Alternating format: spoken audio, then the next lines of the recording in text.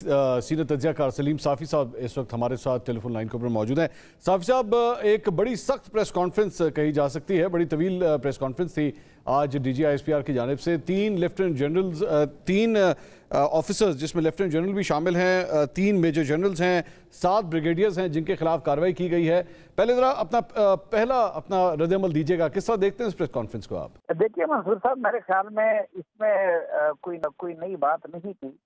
नई बात सिर्फ इतनी थी कि उन्होंने उन ऑफिसर्स की तफसील दे दी जिनके खिलाफ अभी तक कार्रवाई की गई है या कार्रवाई हो रही है। बाकी तो बुनियादी तौर पर उस प्रेस कॉन्फ्रेंस को अगर आप देखें तो वो कोर कमांडर्स मीटिंग और फिर फॉर्मेशन कमांडर मीटिंग के बाद जो मुत्तफ़िका और मुश्तरका प्रेस रिलीज जारी हुआ था, तो ये उसकी तशरीह थी। और उसमें असल में जो सख्त टकरा था वो वही था जिसमें ये कहा गया था कि पाकिस्तान के अज़ली दुश्मन ने भी गुज़िश्ता 70 सालों में पाकिस्तानी फोर्सेस के साथ वो सलूक नहीं किया या उसकी वो बेतौकीदी नहीं की जो कि सियासी लिबादा ओढ़े हुए एक ग्रुप ने कर दिया। और आज उन्होंने सिक्योरिटी फोर्सेस के और उसकी क़यादत के उस रिजॉल्व को या कमिटमेंट को रिट्रेट किया और उसकी तफसील बयान की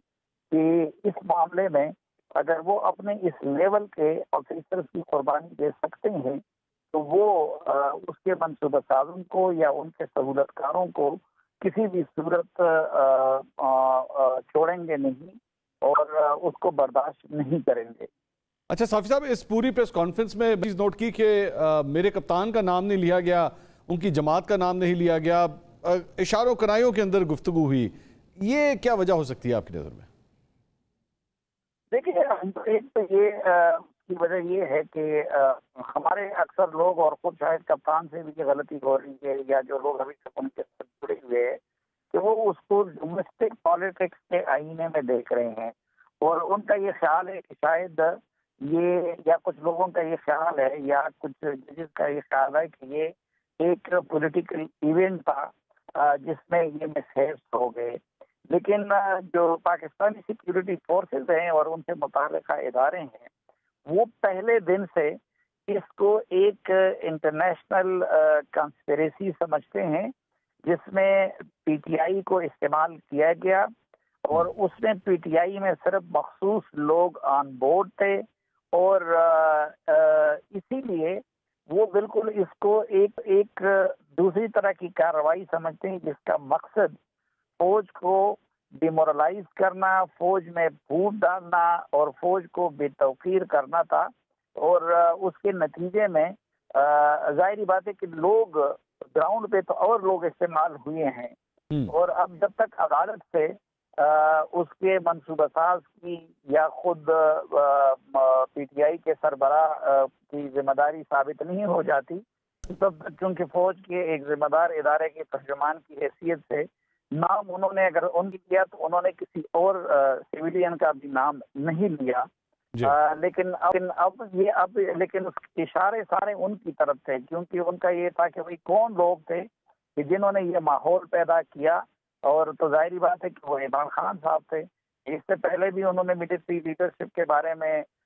इसी तरह के का लहजा इस्तेमाल किया और मौजूदा मिलिट्री लीडरशिप के बारे में भी वो ये लहजा इस्तेमाल कर रहे हैं। अच्छा साफ़ी साहब, एक और चीज़ ज़ाहिर बात है इसकी टाइमिंग के हवाले से भी सवाल किया जा रहा है कि एक जगह सुप्रीम कोर्ट में फ़ौजी अदालतों से मुतल्लिक ही इस वक्त केस की समाअत चल रही है। ऐसे मौके के ऊपर इस प्रेस कॉन्फ्रेंस का होना, क्या इसमें भी कोई पैगाम है? जी, मैं समझता हूँ कि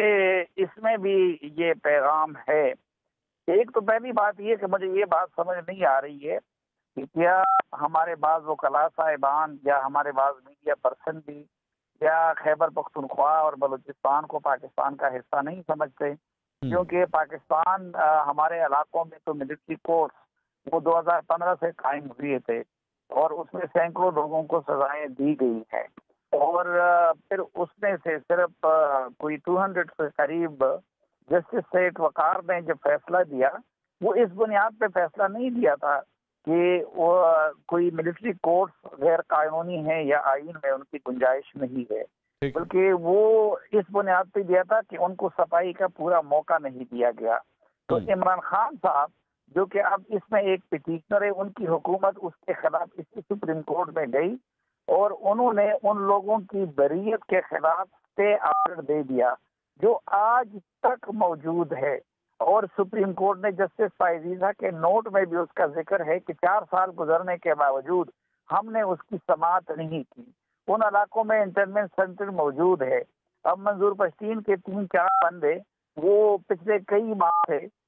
उधर हैं, न उनसे कोई मुलाकात, न वकील तक रसाई, न कुछ और। अब एतजाज हसन साहब को या लतीफ कोसा साहब को या किसी जज को उनकी तो फिक्र नहीं हो रही है, लेकिन जब यहाँ इमरान खान साहब की जात से मुतालिक आ गया तो एतजाज साहब भी हरकत में आ गए हैं और वो भी, लतीफ कोसा भी और जजेस भी हरकत में आ गए हैं। तो जाहिर बात है कि ये दोहरा सलूक वो हम जैसे सिविलियन को अगर गवारा नहीं है तो एक मिलिट्री के और पूरी फौज के और पूरी फोर्सेस के वक़ार और उनकी रिस्पेक्ट और उनकी इज्जत से मुतालिक अगर एक मामला हो तो उससे मुतालिक अगर अदालत इस तरह की कार्रवाई कर रही है तो उस पर बजा तौर पर वहाँ तशवीश होगी।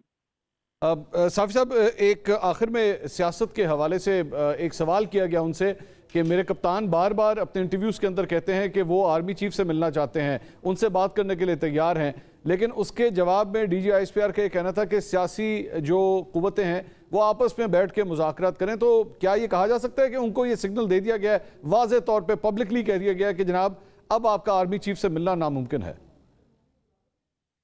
जी बिल्कुल, देखिए उनकी एक गलतफहमी ये थी कि उन्होंने जनरल आसिफ मुनीर को जनरल कामिल जावेद बाजवा समझ लिया था और उन्होंने जनरल नदीम अंजुम साहब को जनरल फैज हमीद साहब समझ लिया था।